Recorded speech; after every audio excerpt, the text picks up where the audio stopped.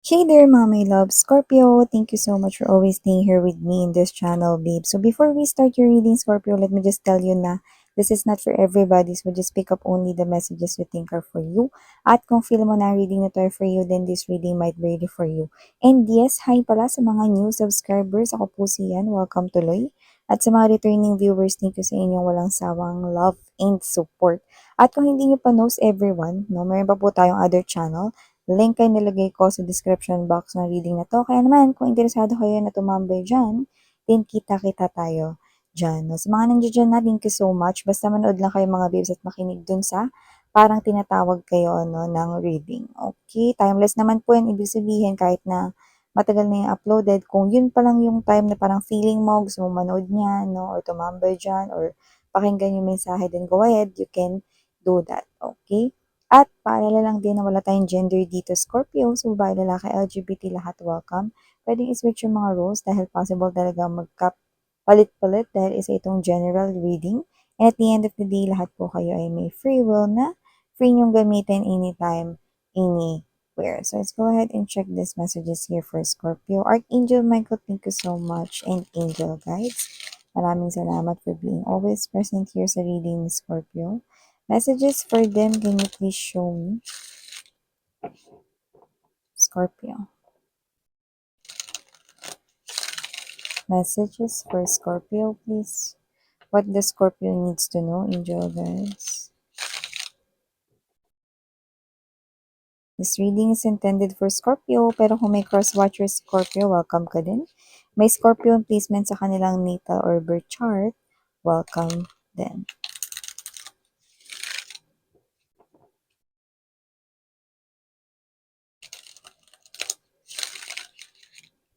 Okay, so let us see, Scorpio. So you do have here, guys, the Two of Coins or the Two of Records. You also have here the Hangman or the Hangwan energy, major arcana yun. Six of Pens or the Six of Swords energy. You also have here the Four of Brushes or the Four of Wands energy. Death right here. We also have here for you guys the Ten of Pens or the Ten of Swords energy. Bottom of the deck, we have the Artist of Mugs or the King of Cups energy. Yan. Justice card could be dealing with the twin flame but doesn't have to be. And Nurturer of Mugs. Wow! We have here Queen of Cups yan, no? We have here the King and the Queen of Hearts. So, there's balance, no? Yun yung unang mensaheng nakukuha natin. Wow! Pwedeng twin flame kayo, kung sino man yan, asawa mo man yan, no? Wife or husband mo man yan. Pwede rin namang mag-boyfriend-girlfriend kayo, no? You find it, no, very comforting in inyong relationship, no? And you feel safe and protected, no? Wala kang inaalala with your person and your person is wala rin inaalala rito. Lalo na yung salitang faithful.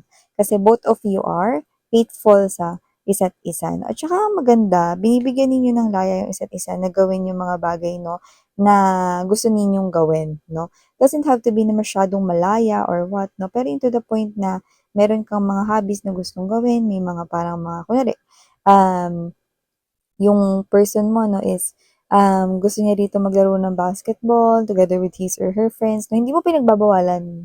Kasi alam mo na yun ay kanya rito ang gustong gawin, no? So, malayan niyo yung gagawin, no? Yan. So, hindi mo siya pinaghihigpitan, no? Yan. Bakit? Kasi yung iba, di ba, parang pinaghihigpitan yung kanilang partner na, hindi ka pwede pumunta dyan. Ay, nandiyan ka lang, you know, kahit na nagpaalam naman na, 'di ba? Yung iba kasi gano'n, no? Pero dito kasi may laya sa loob ng relationship ninyo. May laya to the point na um, nag-a-update, magsasabi, magpapaalam, no? Magsasabi, you know. So, wala namang masama kung maglalaro lang naman ng basketball or whatever, no? Yan. Actually, ang ganda ng flow ng inyong samahan dito. Kaya kung boyfriend, girlfriend mo man siya or asawa mo na siya rito, may balanse talaga sa inyong relationship. You know? Nakita ko yun dito. At kung mag-boyfriend, girlfriend pa lang kayo, this justice is an indication of married, no? Married life ito, no? Na nakikita natin dito na paparating sa inyo and this is somehow your truth. You could be twin flame. I'm seeing black and white, yin and yang. Okay, pwedeng may clue rin dito na mahilig kayo sa minimalist, simple, mga gano'n, no? Classy, and baka favorite color is black and white. Usually, mas prepare yung black and white, no, sa damit, ni sa clothes, yan, no, or sa things, no, hindi madumihin.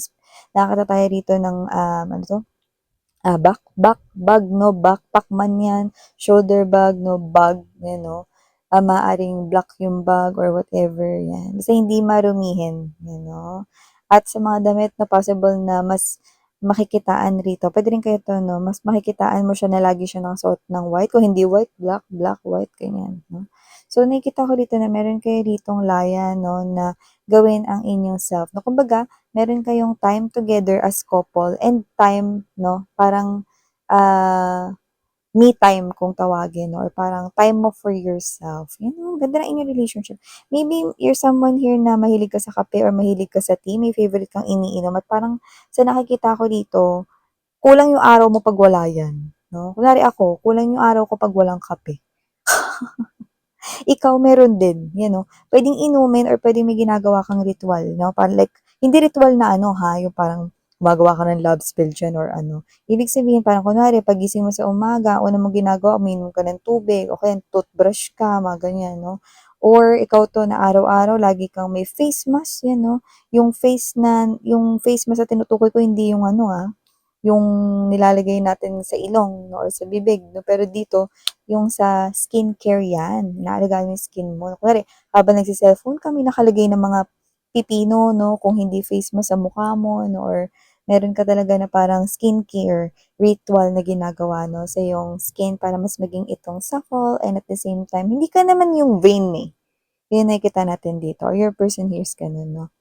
Maybe someone's hair right here is medyo wavy, no, or curly. Pero yung iba parang wavy lang, yan, no. So, may nakita tayong ganon. And I do pick up that kaya ko binabanggit yung mga signs and clues kasi may yung iba dito, new love yan. Like, hindi mo pa siya nakikilala, hindi mo pa siya nakaka-connect. Pero, yun yung nakikita natin dito na pwede mong i-spot, okay?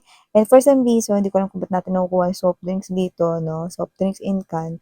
So, pwedeng isa yun sa mga clues na mahilig siya dito sa soft drinks, no? Or, favorite niya yung mga soft drinks na nakalagay sa, ano yun? Lata, 'di ba? Yung can, yung binubuksan ng may sound effects. So, yun nga, no? Yan. Nakita rin ako dito ng possible travel for you guys. Ay, by the way, kung pag-uugali lang rin naman tinatanong nyo, kagaya ng binanggit ko kanina, makakaasa na kayong faithful yon. New love man yan or person mo yan dito, no? At nakikita ko na talagang mauuwi sa marriage dito ang inyong relationship. Yan. At nakita ko sa inyo, Scorpio, ng possible travel, no? Na posibleng mangyari rito, okay? Maaaring ito ay mangyari sa third quarter ng year 2025, yan. Okay, possible na dun kayo pupunta sa may body of water, pwedeng beach, ganyan, falls, no, ano pa, okay? Basta may aura ng big body of water, yan, no? So, may mga bibisitahin kayong ganyan. Yung iba parang mga extreme yung iba rito, parang gustong bisitahin yung mga cave, yung mga ganun, no? Or kayo to na gusto niyo mag-try ng mga extreme activities habang nandun kayo sa beach, pwede din. Yan. Okay, mga zipline, mga ganun, no? Or ATV. ATV ba tawag din mga babes na yung ano, yung parang sa mga buhangin-buhangin, 'di ba? Yan. Pwede yung abroad or pwede rin yan domestic, no? Or dito-dito lang, local, ganun. Okay? So, maliban dyan, nakita rin tayo dito para sa'yo, Scorpio, no?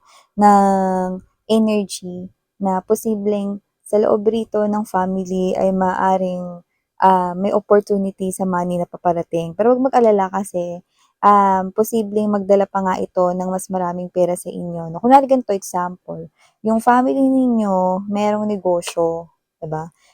Tapos, laging yun yung ginagawa ninyo, papatuloy niyo yung negosyo na yun, no? At yun na yung parang isa sa parang pinagkukunan ninyo ng kita sa pamilya. Example lang to para magets nyo lalo, no? So, nakikita ko na kaya magkakaroon rito ng parang pagdadalawang isip about something kasi may opportunity darating na posibleng mapalit doon, no? So, nakikita ko na kung may agam-agam man, kasi may two of coins tayo rito, no? Kung may agam-agam man na, ay, magwe-work ba to? Baka mamaya suntok sa buwan to kasi maglalabas tayo ng pera, investment, lahat-lahat, yan, no? Dito nakikita ko na kung ano man yan, you know, with the four of brushes energy, no? Kasi itong deck na to, no, brush kasi ang wands dito, no? At ang sun or liwanag ng araw, no, yan yun. So, ibig sabihin, nasa likuran ninyo, no? At ito ay mas malinaw, mas matingkad. Kaya kung maganda na yung flow ng negosyo ninyo noon-noon, mas maganda yung magiging pasok ng pera sa inyo. Year 2025, more likely, yung iba talagang family business ito. Or kung meron dito sa pamilya ninyo, like pwede kayo mag-team up ng kapatid mo, magnenegosyo kayo, no? Nakikita kong gaganda yun. No? Pero syempre, chonchoni, no? Ibig sabihin, slowly, pero surely, no? At magiging steady yung kita. Maliban diyan, nakita rin ako dito na posibleng, meron dito na eto hindi lang 'to sa love, actually hindi nga 'to sa love, eh, ano, more likely 'no. So, nakita tayo rito ng ahas with this death energy. Kung sino man siya, matagal na siyang nasa buhay mo, pero parang ngayon pa lang niya papakita yung tunay niyang kulay, 'no? May sungay tayong nakikita rito 'no. So, meron siya ditong gagawin or isasagawang plano na hindi maganda, 'no? So, nakikita ko na bukod sa hindi magandang pag-uugali niya, possible na may kakaiba rin sa kanya. Like, I think ito yung clue na parang sinasabi dito, Scorpio, na meron ka bang kakilala na parang kakaiba? Kunwari, kakaiba siya manamit. Parang feeling mo hindi siya normal or parang siya yung nagsa-stand out kasi parang may ganun tayong clue. But you know, just take how this resonates, no? So, parang clue na yun dun sa tao na yun. No? So, nakita ko dito na parang bait-baitan siya for too long. Tapos ngayon pa lang siya gagawa ng hindi maganda sa buhay mo. Kung sino man siya, yeah, posibleng inggit siya rito, no? Kung inggit man siya rito, inggit sa trabaho. Kung hindi kayo magkatrabaho, inggit sa pera. Yan, oh. Pero syempre, tandaan ninyo, hindi naman nagtatagumpay ang kadiliman, no? Or kasamaan dito sa liwanag, no? Kaya, huwag kayong matakot. Magdasal lang kayo mga babes, no?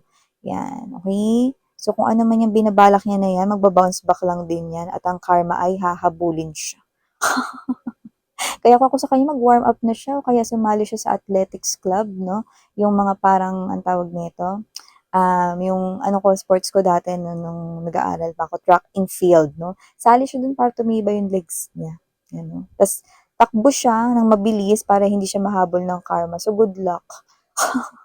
So, maliban dyan, Scorpio, no, nakita rin tayo rito ng posibleng may bisita tayong nababanaag dito. Pero kung hindi ito bisita, pwedeng ikaw yung bibisita. Yan, no? Pwedeng sa friend, pwedeng sa kaklase mo, ganyan. Or pwedeng sa lolo't lola mo. Basta may bibisitahin dito. Or sila yung bibisita sa'yo rito, no? So, nakita ko rito na bibisitahin ka nila sa oras na hindi ka pa nakapaglinis ng bahay.